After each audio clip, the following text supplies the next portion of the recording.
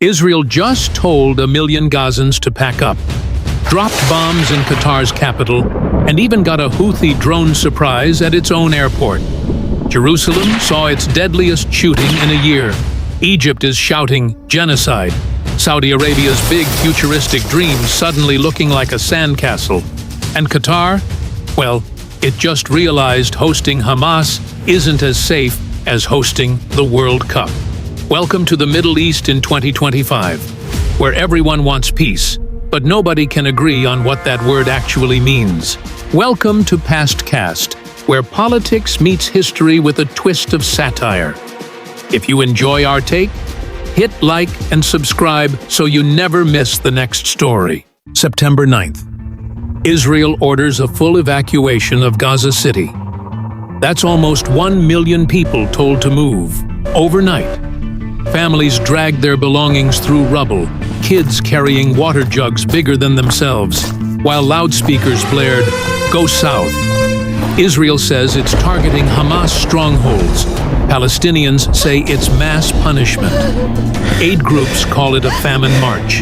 And Egypt? They're already panicking that all those people might head for the Sinai. It's like telling everyone in New York City to move to New Jersey in 24 hours, with no Uber. Then came the real shocker. An Israeli airstrike in Doha, Qatar. Yes, the shiny skyscraper, World Cup hosting, gas exporting Qatar.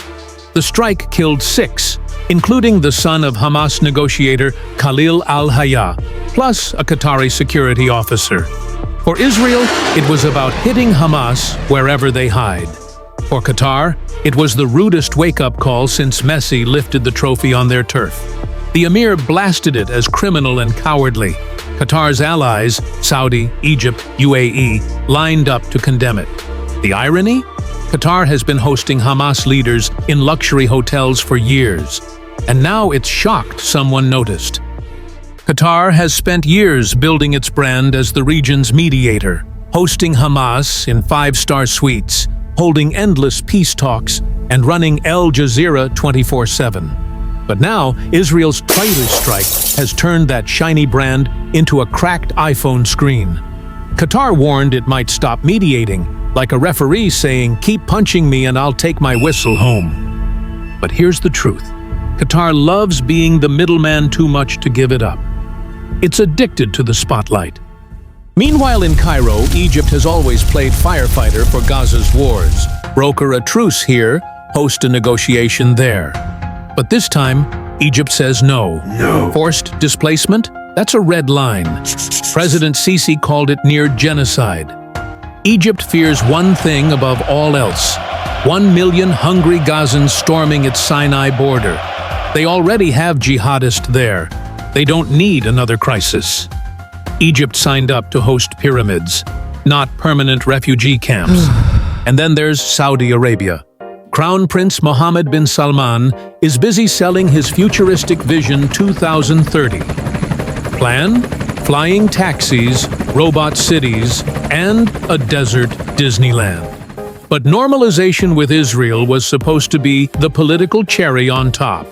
Then, boom, Doha strike, Gaza evacuation, Arab outrage. Suddenly, cozying up to Israel makes the Crown Prince look like he's inviting a wolf to the camel pen. Saudi Arabia called the strike brutal aggression and a violation of international law. Investors are spooked, and the Crown Prince is stuck between Washington whispering, "Normalize," and Arab streets shouting, "Boycott." It's hard to sell tourists a $500 spa package when the neighbors are live-streaming airstrikes. And while Israel flexes abroad, it bleeds at home. 2 Palestinian gunmen opened fire at a Jerusalem bus stop, killing 6, wounding a dozen. It was the deadliest attack inside Israel since October 2024. Soldiers and civilians shot back. One attacker was killed, another arrested. The whole thing was over in minutes, but the message was clear. Gaza isn't the only front. Israel's security pitch is simple. Trust us, we'll protect you, except at your morning commute. And just to make things spicier, The Houthis in Yemen joined the party. A drone slammed into Ramon Airport in southern Israel, injuring one person and grounding flights. The Houthis called it payback for Israeli strikes in Yemen. Israel calls it terrorism. Travelers just call it, "There goes my vacation." Forget duty-free. Welcome to drone duty. So put it all together. Gaza evacuations, Doha airstrikes, Jerusalem shootings, Houthi drones. Israel is fighting Hamas, Hezbollah, Houthis, and public opinion, all at once. And the Arab heavyweights? Qatar feels violated, Egypt feels threatened, Saudi Arabia feels humiliated. None of them are rushing to save Hamas, but all of them are asking, does Israel actually want peace or just permanent dominance? The Arab world isn't pro-Hamas, they're just anti-migraines. And right now, Israel is the biggest headache in town. So what's driving Israel through all this? Simple. Survival politics mixed with power projection. Israel's logic is that security doesn't come from talking. It comes from showing force everywhere, all the time. Evacuating Gaza? That's to dismantle Hamas once and for all. Striking Doha? That's to warn Hamas leaders that even five-star hotels can't save them. Ignoring Arab outrage? Because condemnation doesn't stop rockets.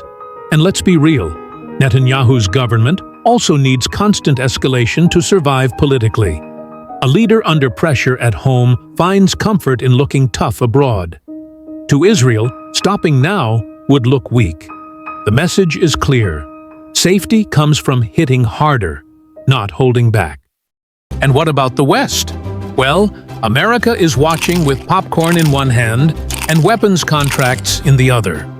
Trump calls it Israel defending itself bigly, but also complains that oil prices keep messing with his Gulf resort bills. Europe, meanwhile, is caught between condemning airstrikes and quietly buying Qatari gas to keep the lights on. The West's position is simple. Israel can keep fighting, just don't crash global markets. It's less about morality and more about mortgages. So does this all spiral into a larger war? That's the billion-dollar question. Israel is already fighting Hamas, Hezbollah, and the Houthis, with Iran lurking in the background, and now even Qatar and Saudi Arabia shouting from the sidelines. Could it spread? Absolutely. One wrong strike, one miscalculation, and suddenly the US Navy in the Gulf is in play, NATO gets dragged into oil politics, and the whole region goes from crisis to chaos.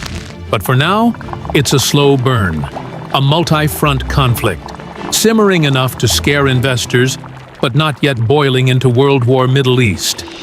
And if history is any guide, the Middle East never explodes all at once. It just keeps producing sequels nobody asked for. So here's the final takeaway. Israel says security, the Arab giants say respect, the West says stability, and the Houthis just say drone delivery. The Middle East is once again the world's headache, and the only certainty is that the arms dealers are smiling all the way to the bank. What do you think? Is this just another round of regional chaos, or the spark of something much bigger? Drop your take below. Because in the Middle East, there are no reruns, only sequels. Thank you for watching PastCast, where the past echoes through today. If you enjoyed the satire, scrolls, and scandals, like, subscribe, and ring the bell before the next empire falls.